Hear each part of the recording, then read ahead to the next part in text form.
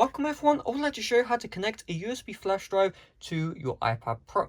So first of all, check the extension. So I have USB type A right here. If for some reason your flash drive is USB type C, you can always plug it into the iPad Pro directly. However, if you're like me and you have a USB type A adapter, what you need is a dongle, and this dongle needs to convert USB type C, which is what the iPad Pro can accept, to USB type A.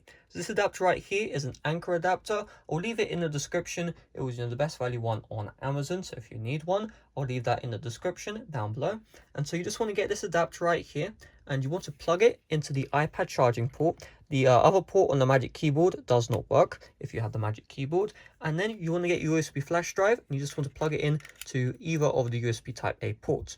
Once you've done this, you just want to open up the files application right here, and you should see your USB flash drive. So in my case, mine is for installing macOS Sierra, and you can see all of the files right here. So let's try and open up a file here. So if I go like this, you can see all of the files. So if I open this up, you can see this is the .sh file inside of this flash drive, and you're good to go. You can copy all the files you want. So let's say if we go to on my iPad here, and we go to this document file, we'll just tap on long press on it, and then we'll tap on copy, and let's say we go to here, long press on the empty space, and you can see I can paste files from my iPad to my USB flash drive just like that. And you can also delete any file you would like. So let's say I want to delete this etc file, you just highlight it and you just want to find the delete right here, and you can see you can also delete files on your USB flash drive as well.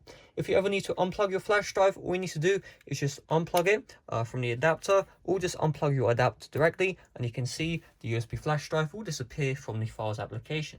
So hopefully this video did help you out. If it did, make sure to leave a like, subscribe if you're brand new. Thanks for watching, see you guys later, bye bye.